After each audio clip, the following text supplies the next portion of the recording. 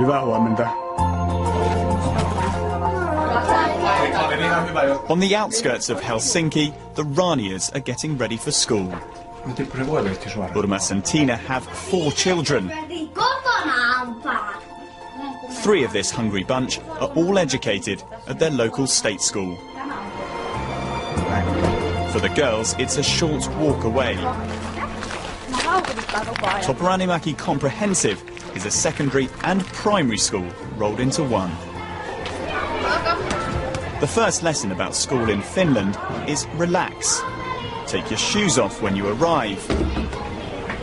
And when you get into the classroom, call your teachers by their first name. 45 ja laske tätä kohtaa. This is Mariana, and because her pupils stay at the same school for so many years, she's been their teacher for most of their school life.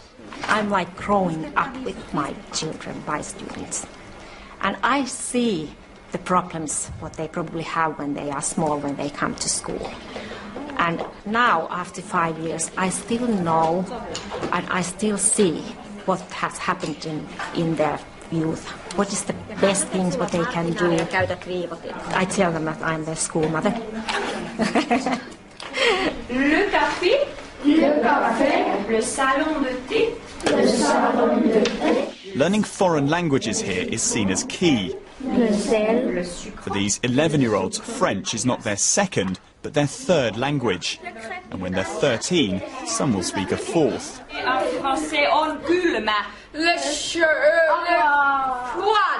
But in Finland, success is not measured by winners and losers.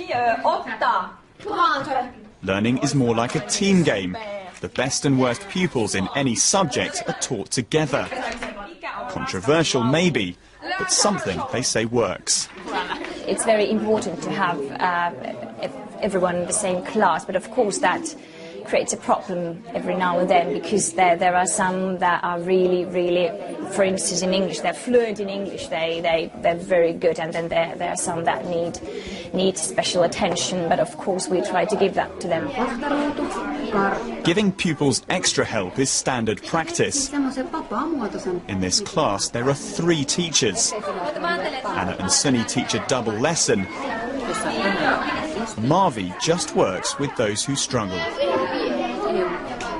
And it's the teachers here that would make any education secretary go green with envy. They're the key ingredient. Why, in a subject like science, the Finns score so high. Teachers all have to complete a master's degree. Trust is important here. In PE, the kids head off unaccompanied for a long cross-country ski.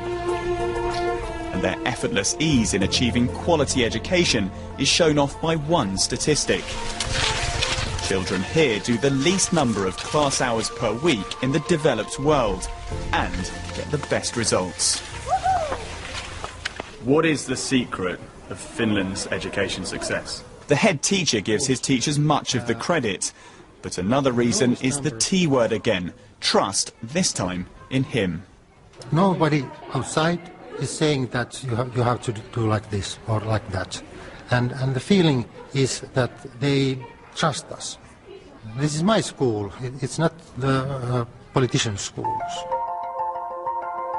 In countries like the UK and the US, education is built around the idea of competition.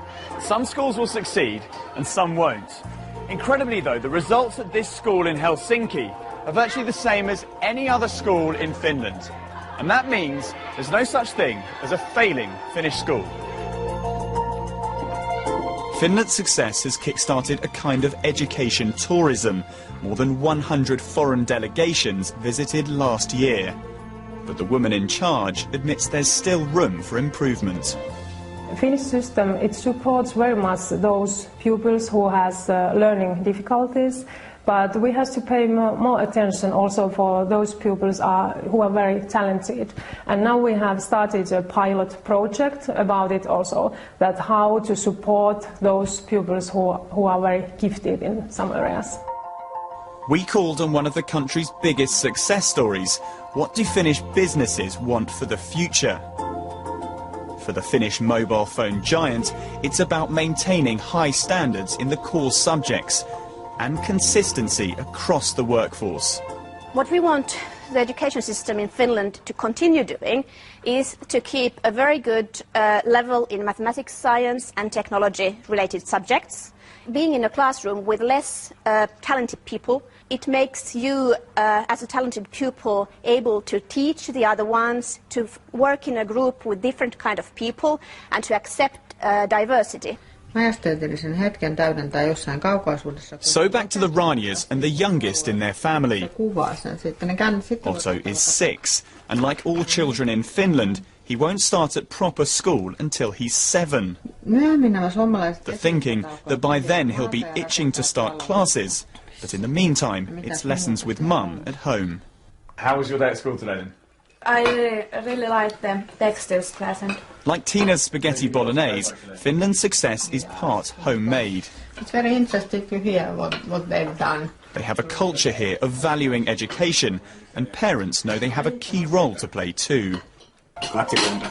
Explaining why the Finns score high isn't easy. Unlike other European countries, Finland has very little immigration. So when pupils start learning, language isn't a problem. But their system's success is built upon the idea of less can be more. When you have relaxed schools, free from politicians, where nobody gets left behind. Hyvää yötä. Tom Burridge, BBC